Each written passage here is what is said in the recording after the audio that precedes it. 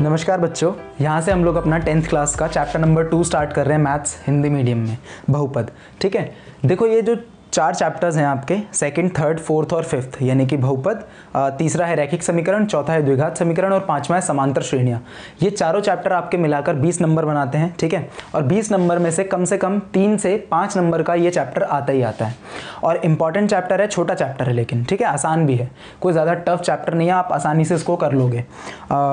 लेकिन कंडीशन ये है कि आप लोगों को जो आपने 6 से लेकर 8 तक जितना भी अलजेब्रा सीखा है वो सब यहाँ पर आपको आना चाहिए। ठीक है, क्योंकि बहुत सारी बेसिक कंसेप्ट्स हैं जो यहाँ पर दोबारा से यूज़ होंगे। ठीक है, तो एक सजेशन दूंगा या एक रिकमेंडेशन दूंगा कि आप एक वीडियो देख लीजिए, ऑल बेसिक अलजेब्रा करके मैंने डाल रखे, ऊपर आई बटन पर क्लिक कर लेना, वहाँ पर आपको वीडियो मिल जाएगी। ठीक है, यहाँ से वीडियो देख लेना, और मतलब ज़्यादा बेनिफिशियल यही रहेगा कि आप पहले वीडियो देखो उसके बाद यहाँ पर आओ, क्योंकि यार अगर वीडियो नहीं देखोगे और अगर बेसिक्स क्लियर नहीं होंगे तो यहाँ पर कई जगह ऐसी होंगी जहाँ पर आप फंसोगे, कई जगह ऐसी होंगी। ठीक है, तो मेरी रिकमेंडेशन यही होगी कि आप पहले वो वीडियो देख लो, बेसिक अलजेब्रा। ठीक है, मतलब पूरा अलजेब्रा बस आपको क्लियर होना चाहिए। अगर आपको बेस क्लियर है इस अलजेब्रा का तो आप इजीली इस चैप्टर को कर सकते हो, लेकिन अगर आपको बेस ही क्लियर नहीं होगा तो इसमें बहुत सारी प्रॉब्लम्स होंगी।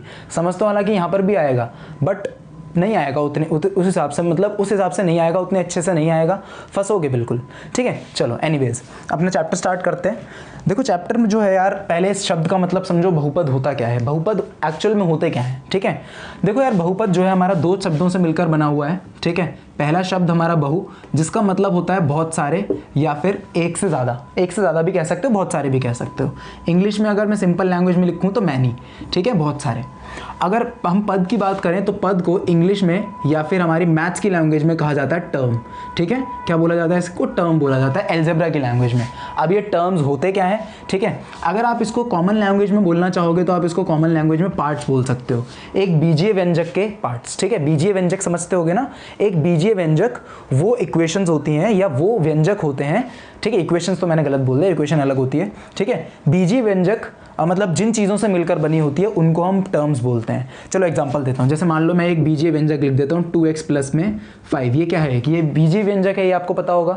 ठीक है, सबसे पहले तो समीकरण में यानी कि इक्वेशन या समीकरण, ठीक है, और व्यंजक दोनों के अंदर आपको अंतर पता होना चाहिए। ठीक है, जो व्यंजक होते हैं ना हमारे, या ऐसे कह लो कि जो बहुपद होता है वो हमेशा एक व्यंजक होता है। अब व्यंजक का मतलब क्या होता है? व्यंजक के अंदर कोई भी इक्वल का साइन नहीं लगा होता कभी भी, ये व्यंजक होता है। ठीक है, ये क्या है? अभी इसके पास कोई भी इक्वल का साइन नहीं है तो इसको मैं बोलूंगा बीजीय व्यंजक। ठीक है, लेकिन जैसे ही मैंने यहाँ पर इक्वल में 0 लगा दिया तो अब ये क्या बन गया? ये बन गया एक बीजीय समीकरण। समझ में आया? समीकरण के अंदर हमेशा इक्वल लगा होगा और व्यंजक के अंदर हमेशा कभी भी इक्वल नहीं लगा होगा। समझ में आया? व्यंजक इतने पार्ट को, सिर्फ इतने पार्ट को आपने क्या बोलना है? व्यंजक बोलना है, इतने पार्ट को 2x प्लस 5 वाले को। लेकिन पूरे पार्ट को हम क्या बोलेंगे? हमेशा जिसमें इक्वल आ जाएगा उसको क्या बोलेंगे? समीकरण। बहुत सारे बच्चों को पता ही नहीं होता कि समीकरण क्या होता है और व्यंजक में अंतर क्या है। तो जितने भी बहुपद होते हैं वो कभी भी मतलब समीकरण, ऐसे कह लो कि जितने भी बहुपद आप इस चैप्टर में पढ़ोगे वो सारे कैसे मिलेंगे आपको? व्यंजक के रूप में मिलेंगे। समीकरण के रूप में बहुपद आपको अभी नहीं मिलेंगे, 4th चैप्टर के अंदर होंगे वो। ठीक है, फिर उन्हें हम बहुपद नहीं बोलेंगे, उन्हें फिर हम समीकरण बोलेंगे। क्लियर है? समझ में आ गया यहाँ तक? अच्छे समझ में आया होगा मेरे हिसाब से। तो हम व्यंजक की बात करते हैं, यानी कि अपने बहुपद की बात करते हैं। ये हो गया हमारा बहुपद। क्लियर है? ठीक है, अब देखो इसके कितने पार्ट्स हैं। आपको बीजीय व्यंजक के अंदर हमेशा ये चेक करना है कि प्लस और माइनस से कितनी चीज़ें जुड़ी हुई हैं। ठीक है, प्लस और माइनस से क्या क्या जुड़ा हुआ है। तो प्लस का साइन सिर्फ मुझे एक ही नज़र आ रहा है, और इससे कौन कौन सी चीज़ें जुड़ी हुई हैं? एक तो पूरा 2x और एक पूरा 5, ये दोनों जुड़े हुए हैं। ठीक है, तो इन्हीं दोनों हिस्सों को हम क्या बोलते हैं? इन्हीं दोनों हिस्सों को हम पद बोलते हैं हिंदी में। ठीक है, समझ में आया? यानी कि बीजीय व्यंजक के वो हिस्से जो प्लस और माइनस से जुड़े होते हैं उनको हम क्या बोलते हैं? पद बोलते हैं। और जिन बीजीय व्यंजकों के अंदर एक या एक से ज़्यादा पद हों उन्हें क्या बोलेंगे? बहुपद। बस ये होता है आपका बहुपद। ठीक है, एग्जांपल ले लेते हैं, जैसे 2x स्क्वायर लिख देता हूँ, 3x प्लस में 4। अब इसमें कितने पद हैं बताना जरा, मतलब आप बताओ, आप देख के बताओ। प्लस का साइन कितनों के बीच में? 1 2, ये 2 प्लस का साइन है। क्या क्या जुड़ा हुआ है प्लस से? एक तो 4, एक 3x और एक 2x² पूरा, ठीक है। ये 2x² पूरा एक पद होगा, ध्यान रखना, पूरा एक टर्म बोलेंगे हम इसको, ठीक है, क्लियर है।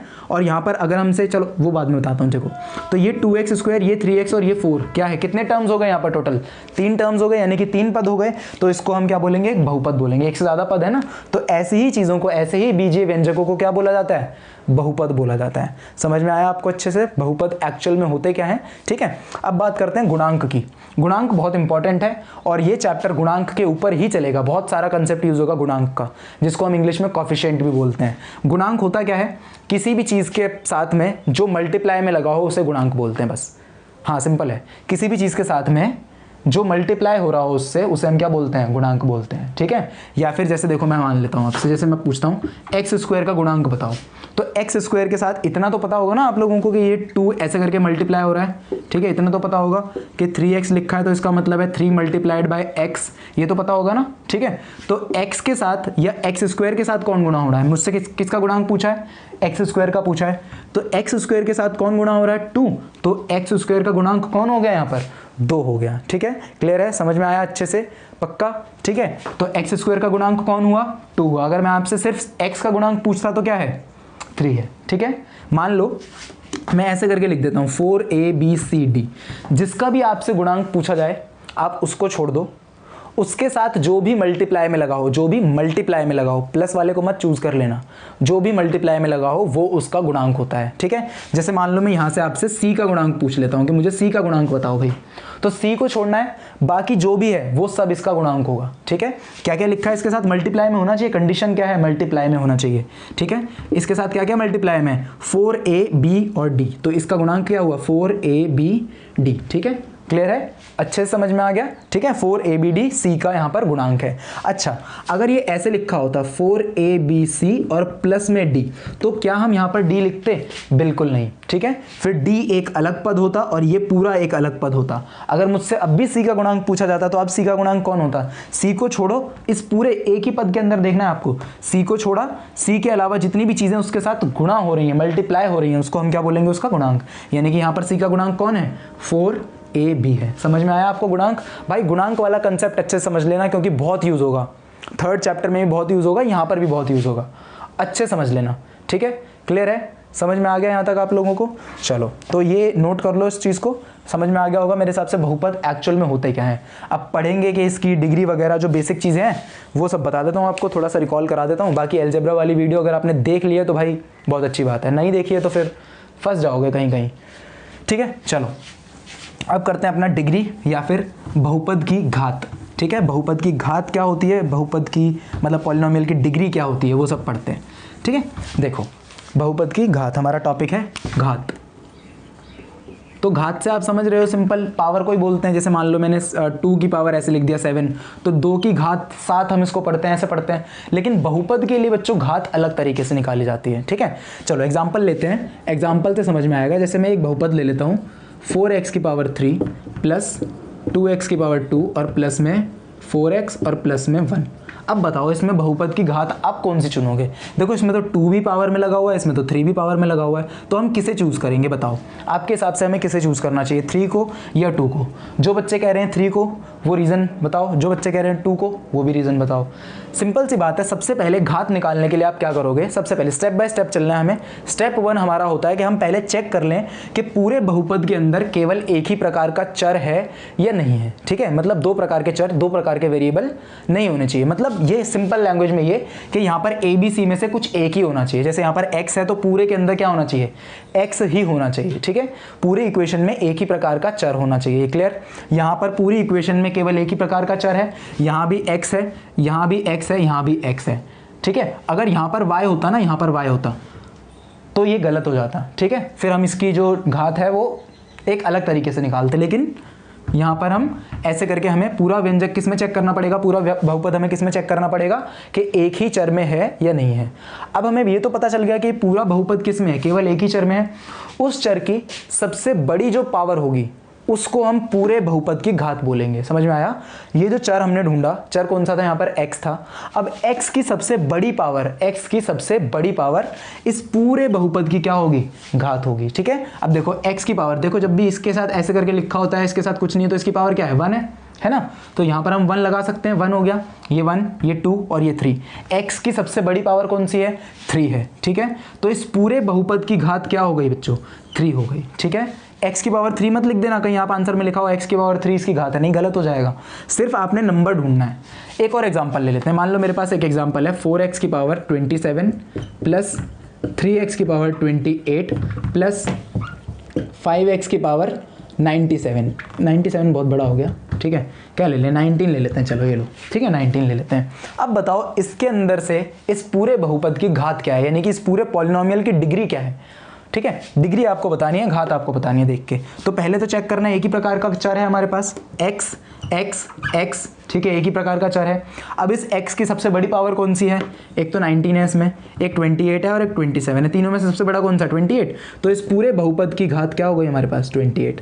ये होता है आपका घात वाला कंसेप्ट, बहुत जगह यूज होगा। अभी इसी के बेस पर इंपॉर्टेंट चीज़ भी करनी है हमें एक, ठीक है। क्लियर, अच्छे से समझ में आ गया। अब देखो पदों के हिसाब से, यानी कि कितने पद हैं एक बहुपद के अंदर, उसके हिसाब से हम उसका नाम रखते हैं। ये सब आप अलजेब्रा वाली वीडियो में देख लोगे तो ज़्यादा अच्छा होगा। मैं यहाँ नहीं बता रहा हूँ क्योंकि वो चैप्टर में यूज़ नहीं होगा, इसलिए मैं यहाँ नहीं बता रहा हूँ। हाँ, लेकिन घात के आधार पर हम नाम कैसे रखते हैं वो ज़रूर बताऊँगा यहाँ पर, क्योंकि वो उसी मतलब चैप्टर में वही यूज़ होगा यहाँ पर, ठीक है। चलो, तो घात के आधार पर हम नाम कैसे रखते हैं वो देखते हैं। देखो हमने घात निकालना सीख लिया, एक बहुपद की घात कैसे निकालते हैं हम, ठीक है। अब घात के आधार पर बहुपदों के नाम भी रखे जाते हैं, ठीक है।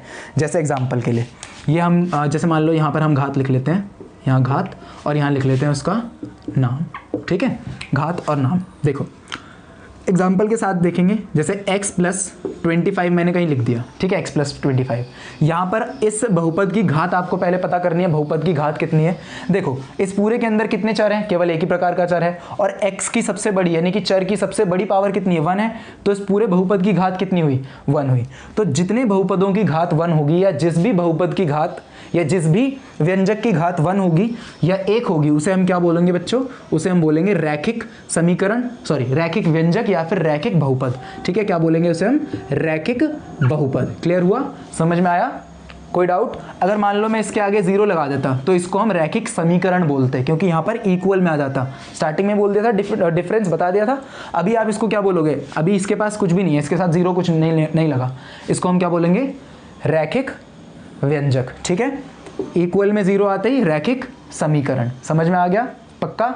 व्यंजक बोल लो या बहुपद बोल लो वो आपकी मर्जी है, ठीक है, लेकिन इक्वल में आते ही आपको उसको क्या बोलना है, समीकरण बोलना है। अब ये क्या है, रैखिक समीकरण है ये, ठीक है। और अब ये क्या है, अब ये रैखिक बहुपद या रैखिक व्यंजक है, ठीक है। चलो आगे चलते हैं। 3x² प्लस 4x प्लस 2, ठीक है। मैंने एक और इक्वेशन ले ली।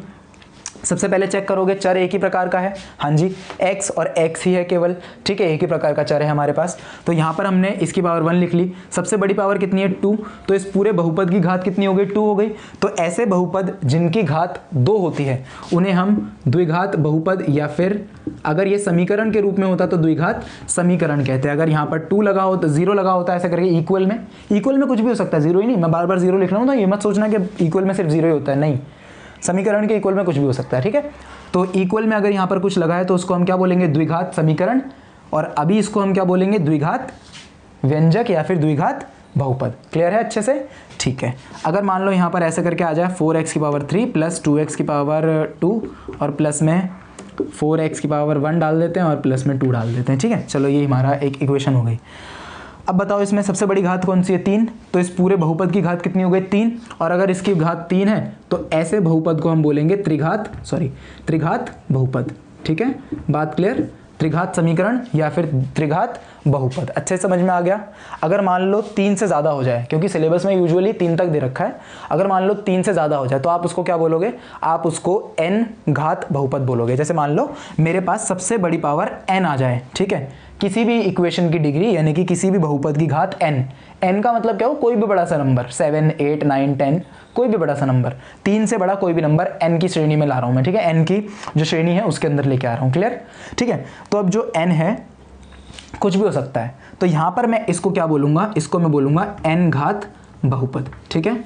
नाम अभी चलो आपको एक एग्जांपल से समझा देता हूं। जैसे मान लो जैसे एक लिख लेते हैं, यहाँ पर लिख लेते हैं x की पावर 7 प्लस x की पावर 6, ऐसे करके चलता रहेगा 3 तक, है ना। तो ऐसे बहुपद को हम क्या बोलेंगे, इसको हम बोलेंगे 7 घात बहुपद। ठीक है, ये बात क्लियर हुआ? यहाँ तक समझ में आ गई आपको? अच्छे समझ में आ गया होगा मेरे हिसाब से कि हम नाम कैसे रखते हैं। और ये जो पूरा चैप्टर होगा ये इन दोनों के ऊपर कंसंट्रेट करेगा पूरा चैप्टर, ठीक है। रैखिक का यहाँ कोई काम नहीं है ज़्यादा, ठीक है। द्विघात का काम यहाँ पर आपको 90% मिलेगा, ठीक है। और त्रिघात बहुपद का काम आपको यहाँ पर मुश्किल से 10%, ये तो 90% मैंने कम बोल दिया, 95% समझ लो। यहाँ पर आपको द्विघात बहुपद के बारे में ही पढ़ना है सारा, ठीक है। पहली एक्सरसाइज, दूसरी एक्सरसाइज, तीसरी एक्सरसाइज, तीनों की तीनों इसके ऊपर डिपेंड है। यहाँ से आपको बहुत मुश्किल है कि कोई क्वेश्चन मिले, लेकिन मैं फिर भी कराऊंगा, ठीक है। कराना इंपॉर्टेंट है, करेंगे, ठीक है। इतना नोट कर लो। उसके बाद हम आगे चलते हैं, बहुपद के शून्यक क्या होते हैं बच्चों। बहुपद के शून्यकों से पहले मैं आपको ये बता दूं कि एक बहुपद को दर्शाते कैसे हैं, ठीक है। और किसी भी एक पर्टिकुलर पॉइंट पर बहुपद का मान कैसे निकाला जाता है। देखो, सबसे पहले तो दर्शाने के लिए आप ये समझो कि हमेशा हम इसको ऐसे लिखेंगे px, ठीक है। px कोई भी बहुपद होगा उसका मतलब होगा कि आप उसको कैसे लिखोगे, px लिखोगे। जैसे मान लो मेरे पास कोई बहुपद दे रखा है मुझे 3x² प्लस 4x प्लस में 3, तो मैं इसको क्या लिखूंगा, मेरा बहुपद का नाम। मैं मतलब ये समझ लो कि मैंने इस बहुपद के नाम को अब इतना बड़ा थोड़ी ना पढ़ूंगा बार बार, ठीक है। तो इसलिए मैंने इसका नाम क्या रख दिया, px रख दिया। अब एक बात याद रखनी है आपको, यहाँ ब्रैकेट में आप जो रखोगे वो इस पूरे के अंदर भी होना चाहिए। अगर यहाँ x है तो ये पूरा बहुपद भी किसके रूप में होना चाहिए, x के रूप में ही होना चाहिए। अगर यहाँ y है तो ये y के रूप में, अगर यहाँ z है तो ये z के रूप में होना चाहिए। कहने का मतलब ये है कि ब्रैकेट के अंदर जो ब्रैकेट के अंदर होगा बहुपद में चर की जगह वो ले लेगा, ठीक है। ब्रैकेट में जो भी लिखोगे बहुपद में चर की जगह वो ले लेगा। क्लियर? अच्छे समझ में आया? अब क्वेश्चन यहां से कैसे आता है वो भी समझा देता हूं। क्वेश्चन आपसे पूछा जाएगा कि x बराबर 2 पर इस बहुपद का मान ज्ञात कीजिए। यही बोल रहा था कि किसी पर्टिकुलर पॉइंट पर हम बहुपद का मान कैसे निकालते हैं। तो अब हमें क्या बोल दिया, x बराबर 2 बोल दिया। तो इसका मतलब ये हुआ कि मुझे p यानी कि 2 पर निकालना है। इसको हम इस तरीके से लिखेंगे। हमने चर की जगह पर क्या लिख दिया, 2 रख दिया। अब मुझे यहाँ पर भी क्या रखना होगा, हर जगह मैंने क्या बोला, जो यहाँ होगा वही यहाँ भी होगा चर की जगह पर। तो हमने यहाँ पर क्या रखा, 2 रखा। तो यहाँ पर चर की जगह पर क्या आ जाएगा, हर जगह 2 आ जाएगा, यानी कि 2 का square plus 4 multiplied by 2 plus में 3, ठीक है। क्लियर? ये कितना हो गया, इसको मल्टीप्लाई करो, ये 4 और ये 3, 12 प्लस 8 प्लस में 3, आंसर कितना आया हमारा 23, ठीक है। तो x बराबर 2 पर इस बहुपद का मान कितना है, 23। आप लिखेंगे x बराबर 2 पर इस बहुपद का मान कितना है, ये है, ठीक है। क्लियर? या फिर आप इसको ऐसे भी लिख सकते हो, देखो इसको ऐसे भी लिख सकते हो, p2 is equals to 3x² plus 4x plus में 3 इज इक्वल्स टू 23। ये हमारा आंसर हो गया। समझ में आया? अच्छे समझ में आ गया। ये px क्या है, ये इसको दर्शाने का तरीका है। मैंने सिर्फ एक नाम रख दिया यहाँ पर, मेरे पास ये बहुपद था, मैंने इसका नाम रख दिया px।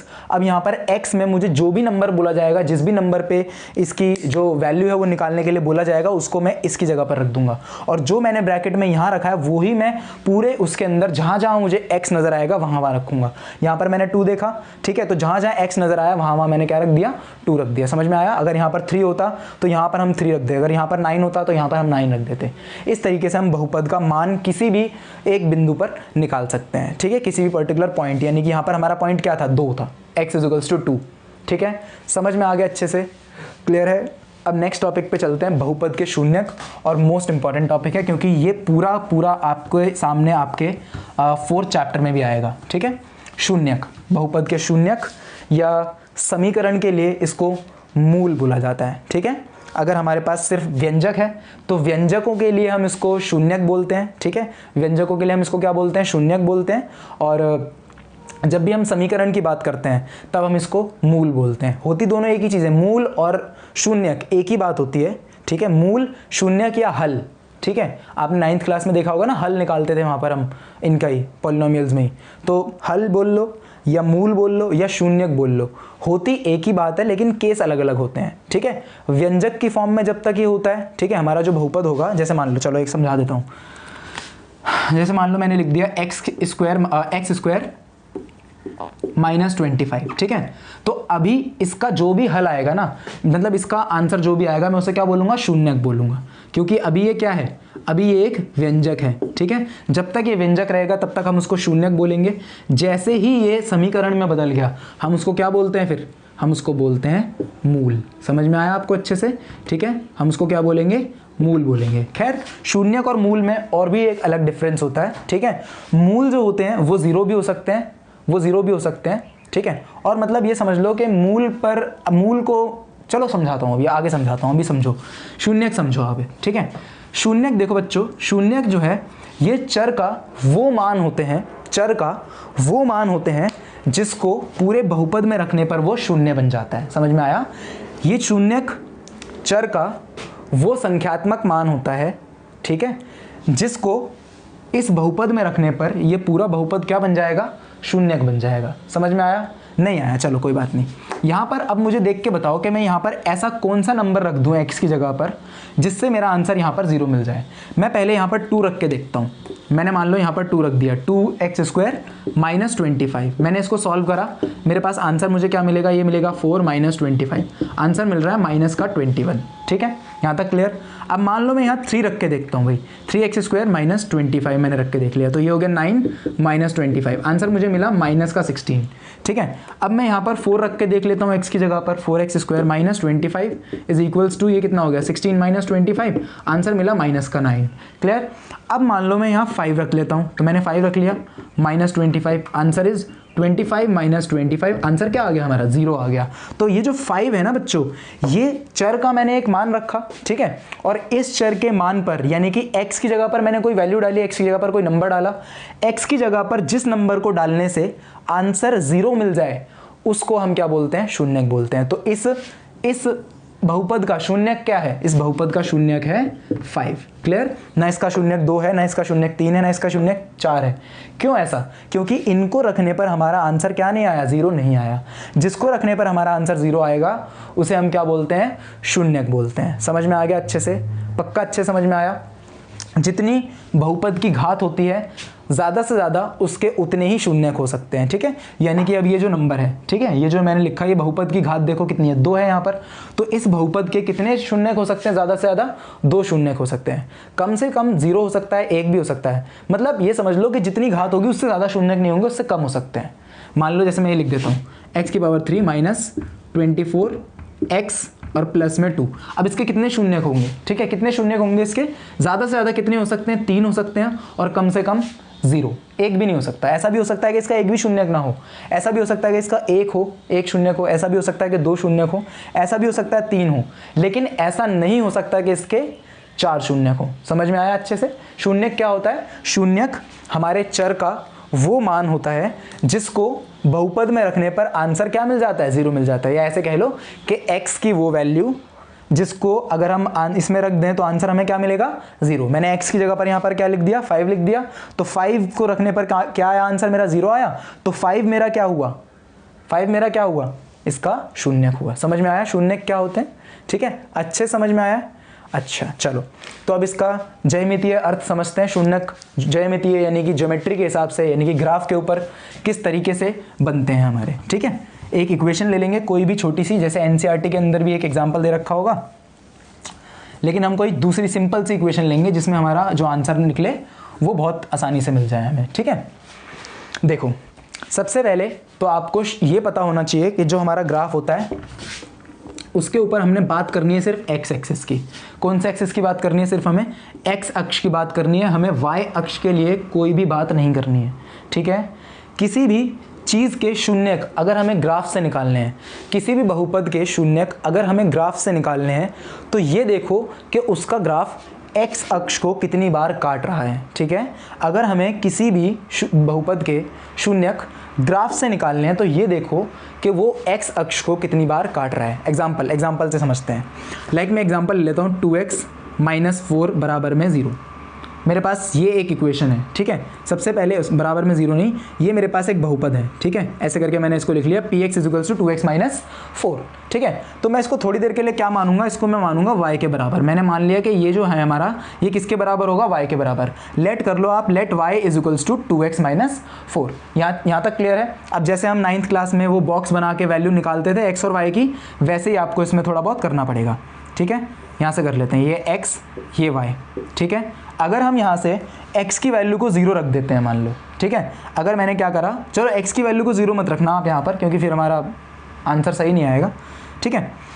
अगर हमने यहाँ से x की वैल्यू चलो रख ही लेते हैं, कोई प्रॉब्लम नहीं। अगर हमने यहाँ से x की वैल्यू 0 रख दी तो यहाँ पर हम 0 पुट करेंगे, ये पूरा 0 हो गया, तो y किसके बराबर आ गया, y आ गया -4 के बराबर। यहाँ तक क्लियर, अच्छे से समझ में आ गया। भाई मैंने क्या करा, इस x की जगह पर 0 रख दिया। किसी को ये ग्राफ बनाना नहीं आता तो सीख लो, ठीक है। क्या करते हैं हम लोग यहाँ पर एक एक करके वैल्यू डालते हैं। एक बार हमने x की वैल्यू 0 रख दी तो ये पूरा 0 हो गया। अब देखो 2 की गुणा इस x से होगी, 0 से होगी, तो ये तो पूरा ही 0 हो गया ना, मतलब ये तो पूरा खत्म। तो y की वैल्यू क्या आ गई, -4।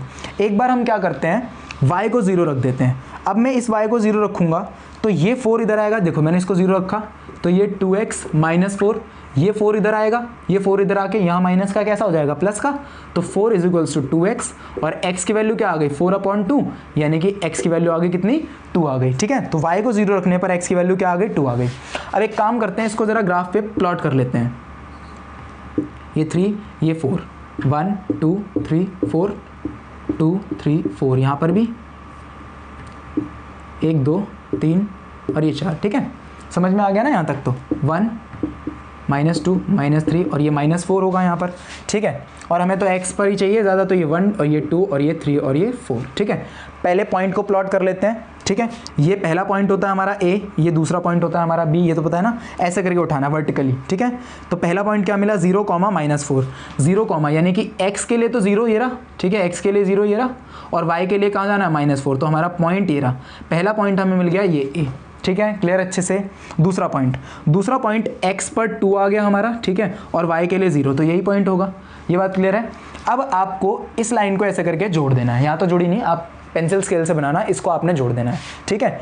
अब आप इस लाइन को चेक करोगे कि ये x अक्ष को किस पॉइंट पर काट रही है। तो ये जो लाइन है x अक्ष को पॉइंट 2 पर काट रही है, ठीक है। तो ये जो 2 होगा, ये 2 इस बहुपद का क्या होगा बच्चों, शून्यक होगा। समझ में आया, पक्का समझ में आया। क्या करना है आपको, पहले ग्राफ बना लेना है, ठीक है। ग्राफ बनाने के बाद ये चेक करना है कि जो लाइन हमने बनाई है ग्राफ पर, जो पॉइंट हमने बनाए उनको हमने जोड़ दिया। ये लाइन x अक्ष पर जहां भी काटेगी, जिस भी बिंदु पर काटेगी, वो बिंदु उस बहुपद का क्या हो जाएगी, शून्यक हो जाएगी। यानी कि 2x -4 का शून्यक कौन है, 2 है। क्लियर है, अच्छे से समझ में आया है यहाँ पर, पक्का समझ में आया, ठीक है। ये तो हमारे रैखिक बहुपदों के लिए होता है, ठीक है। रैखिक बहुपदों के लिए हम सीधा स्ट्रेट लाइन बना लेते हैं, उसमें कर लेते हैं। लेकिन मैंने आपको थोड़ी देर पहले बोला था कि हमारा चैप्टर किस पे फोकस करेगा, पूरा द्विघात बहुपदों के ऊपर, यानी कि द्विघात व्यंजकों के ऊपर, ठीक है। तो द्विघात व्यंजकों के लिए आप हमेशा याद रखोगे, खैर ग्राफ बनाने के लिए कभी आता नहीं है, ठीक है, ग्राफ बनाने के लिए कभी आता नहीं है, लेकिन द्विघात व्यंजकों का जो ग्राफ होता है बच्चों, वो हमेशा यू जैसा बनता है, इस तरीके से, ठीक है, हमेशा ऐसा बनता है। या तो ये ऊपर की तरफ बनेगा या ये नीचे की तरफ बनेगा, इस तरीके से, ठीक है, ऐसे करके ग्राफ बनेगा। अब इसकी जो व्यापक रूप होता है, जो एक द्विघात बहुपद का सबसे व्यापक यानी कि सबसे साधारण रूप जो होता है, वो ये होता है, ax² प्लस bx प्लस में c बराबर में 0, ठीक है। ये समीकरण के रूप में मैंने लिख दिया क्योंकि बराबर में 0 लिखा है, ठीक है। तो एक द्विघात समीकरण का सबसे व्यापक रूप हम इसको ऐसे कह सकते हैं कि एक द्विघात समीकरण आपको हमेशा इस रूप में देखने को मिलेगा। a, b और c कोई भी नंबर हो सकते हैं, ठीक है, कोई भी नंबर हो सकते हैं, 2 3 4 5 6 कुछ भी हो सकता है। तो यहाँ से अगर ये जो a है, अगर ये a 0 से बड़ा होगा बच्चों, अगर ये a 0 से बड़ा होगा, मान लो ये 2 है 3 है 4 है, तो ग्राफ हमेशा ऊपर की तरफ बनेगा, ठीक है। इस ग्राफ को, इस शेप को, ये जो u वाली शेप है ना, इस शेप को हम बोलते हैं परवलय। क्या बोलते हैं हम इसको, परवलय, ठीक है। इंग्लिश में इसे पैराबोला बोला जाता है, ठीक है। क्या बोला जाता है इसे, पैराबोला। समझ में आ गया, ठीक है। ये जो u वाली शेप होती है, आपको ये 1 नंबर में पूछा जा सकता है। आजकल तो केस स्टडी आने लगी है, तो उसके अंदर अभी जो सैंपल पेपर रिलीज भी किए थे CBSE ने, उसके अंदर ये क्वेश्चन भी था, ठीक है, कि द्विघात जो समीकरण होता है या द्विघात बहुपद जो होते हैं, उनका जो ग्राफ होता है, वो हमेशा कौन सी शेप का होता है। तो आपको हमेशा याद रखना है कौन सी शेप का होता है, परवलय। इसको क्या बोलते हैं, परवलय, ठीक है। x² का कॉफिशिएंट, x² का गुणांक अगर 0 से बड़ा होगा यानी कि प्लस में होगा, तो ये हमेशा ऊपर की तरफ बनेगा। अगर ये माइनस में होगा यानी कि 0 से छोटा होगा, जैसे -1 -2 -3, तो ये ग्राफ हमेशा नीचे की तरफ बनेगा। क्लियर हो रहा है, समझ में आ रहा है, अच्छे समझ में आ रहा है, ठीक है। अब जितनी जगह ये x एक्सिस को काटेगा, वो पॉइंट इसके क्या हो जाएंगे, शून्यक। जैसे मान लो ये जो पॉइंट इसने काटा, ये वाला जो पॉइंट है, ये वाला पॉइंट 1 हो गया, और इस पॉइंट को मैं 2 बोल देता हूं। तो इस इक्वेशन के यानी कि इस बहुपद के शून्यक क्या क्या है, पहला शून्यक है इसका 1 और दूसरा शून्यक है इसका क्या, 2। ठीक है, मैंने बोला था ना जितनी उसकी घात होती है उतने ही उसके शून्यक हो सकते हैं अधिकतम, ज़्यादा से ज़्यादा। तो इसके कितने शून्यक हो गए? 2। हालांकि इसके 3 शून्यक नहीं हो सकते, ये ध्यान रखना, कभी भी इसके 3 नहीं हो सकते। ठीक है, समझ में आ गया अच्छे से कि अगर a की वैल्यू 0 से बड़ी यानी कि प्लस में है, जैसे मान लो यहाँ पर ये होता है, इस इक्वेशन को मैं ऐसे लिख देता हूँ, मान लो ये 4x² लिखा होता तो इसका ग्राफ हमेशा ऊपर की तरफ बनता। बिंदु कोई भी हो सकती है, पॉइंट पे किसी भी पॉइंट पे कट कर सकता है, लेकिन ग्राफ हमेशा ऊपर की तरफ बनता। ठीक है, अगर ये ऐसे लिखा होता -4x² तो ग्राफ नीचे की तरफ बनता। समझ में आ गया? अब तो समझ में आ गया। ठीक है, इस ग्राफ का नाम क्या होता है? इस ग्राफ को हम बोलते हैं परवलय। ठीक है, यह इंग्लिश में इसे पैराबोला बोला जाता है। इंपॉर्टेंट है, क्वेश्चन पूछा जाता है, केस स्टडी में भी क्वेश्चन आ चुका है। ठीक है, सैम्पल पेपर जो सीबीएसई ने रिलीज़ किए थे इस साल के यानी कि 2021 के लिए, उसके अंदर ये क्वेश्चन था केस स्टडी में। ठीक है, तो आप अच्छे से इसको समझ लेना। इस ग्राफ को हम क्या बोलते हैं? परवलय। हमेशा आपके जो द्विघात बहुपद होते हैं उनका ग्राफ कैसा होता है? याद रख लो अच्छे से, परवलय कैसा होता है? परवलय। द्विघात बहुपदों का ग्राफ कैसा होता है? परवलय। रैखिक का कैसा होता है? रैखिक का बिल्कुल सीधा होता है। ठीक है, द्विघात का कैसा होता है? परवलय होता है। ठीक है, त्रिघाती में थोड़ा अलग हो जाता है, वो सब हमारे सिलेबस में नहीं है, हमें करना भी नहीं है। ठीक है, तो द्विघात का आप याद रखोगे परवलय होता है। ठीक है, रैखिक का एक सीधी रेखा होता है। ठीक है, और सबसे व्यापक रूप द्विघात समीकरण का या द्विघात बहुपद का सबसे व्यापक रूप ये होता है ax² + bx + c। ठीक है, ये एक ही चर के अंदर है। द्विघात बहुपद केवल एक चर में, अगर 2 चर में बोला जाता तो यहाँ पर b के साथ y आ जाता, वो 3rd चैप्टर में करना है यार। यहाँ तक इतना समझ लो, समझ में आ गया अच्छे से। इसी को हम बोलते हैं ज्यामितीय अर्थ या ज्योमेट्रिक मतलब ज्योमेट्रिक रिप्रेजेंटेशन या geometric meaning of zeros of polynomial. जितनी जगह इसने एक्स अक्ष को काटा उतने इसके क्या हो गए? शून्यक हो गए। आपकी जो एक्सरसाइज 2.1 है वो इसी के ऊपर बेस्ड है। ठीक है, जैसे मान लो किसी बहुपद का ग्राफ इस तरीके से बन रहा है, इस तरीके से ये। ठीक है, ये ग्राफ बन रहा है किसी भी बहुपद का। अब मुझे नहीं पता कि ये द्विघात बहुपद है या त्रिघात बहुपद है, मुझे नहीं पता। ठीक है, इसका ग्राफ कितनी जगह कट रहा है? एक एक्स अक्ष को देखना है, एक्स एक्सिस को कितनी जगह काट रहा है? 2 और ये 3। तो इसके कितने शून्यक हो गए? 3 शून्यक हो गए। तो शून्यक से हमें पता चल जाता है कि कौन सा बहुपद है, कौन सा ये। अधिकतम कितने हो सकते हैं? 3 हो सकते हैं ना। तो ये कौन सा है? ये बताओ, त्रिघात बहुपद है। ठीक है, क्लियर है अच्छे से। लेकिन एक्स अक्ष को ही देखना है आपने, काट तो ये वाई अक्ष को भी रहा है, देखो यहाँ पर वाई अक्ष को भी तो काट रहा है, लेकिन आपको किसको चेक करना है? हमेशा सिर्फ एक्स अक्ष को। अगर आप देखोगे तो बुक के अंदर कुछ ऐसे भी ग्राफ दे रखे हैं हमें जो केवल एक ही पॉइंट पर काट रहे हैं, लेकिन वो बना रखे हैं इस तरीके से, है वो परवलय। ठीक है वो परवलय ही। यानी कि ये ग्राफ कौन सा है? अभी भी देखो ये ग्राफ है किसका? ये द्विघात बहुपद का ग्राफ है, लेकिन फिर भी ये केवल एक ही पॉइंट को टच कर रहा है, केवल एक ही पॉइंट को टच कर रहा है। तो इसके कितने शून्यक होंगे? केवल 1। अधिकतम कितने हो सकते हैं? किसी भी द्विघात बहुपद के 2 हो सकते हैं, लेकिन कम से कम कितने हो सकते हैं? 1 भी हो सकता है और 0 भी हो सकता है। हो सकता है ये इसको टच ही ना करे, ऐसा ग्राफ भी बन सकता है, बिल्कुल बन सकता है, पॉसिबल है, कोई प्रॉब्लम ही नहीं है, ऐसा ग्राफ भी बन सकता है। ठीक है, तो इसका कोई भी शून्यक नहीं होगा। ये सब हम जाके सीखेंगे अपने 3rd चैप्टर में। अच्छे से क्लियर है? यहाँ तक समझ में आया आपको? ज्यामितीय मीनिंग वगैरह ये सब समझ में आ गया। अब इसके बाद आपकी एक्सरसाइज 2.1 है। ठीक है, मेरे हिसाब से तो खुद ही कर लोगे आप, लेकिन फिर भी चलो करा देता हूँ। अच्छे समझ में आ गई ये वीडियो? कोई प्रॉब्लम तो नहीं है? डाउट अगर करने हैं किसी को तो व्हाट्सएप पे मैसेज करना यार, प्लीज़ कॉल मत करना। आप लोग कॉल कर देते हो, ठीक है, मैं कॉल अटेंड नहीं करता हूँ। कॉल्स मत करना, मैसेज करके छोड़ देना। ठीक है, कि हमें ये चीज़ समझ में नहीं आई, ये टॉपिक समझ में नहीं आई, मैं कुछ करूँगा, कुछ ना कुछ दोबारा से कोशिश करूँगा कि आपको अच्छे समझाऊँ। जो नेक्स्ट वीडियो होगी 2.1 की, उसमें कवर करने की कोशिश करेंगे। ठीक है, चलो इसको नोट कर लो।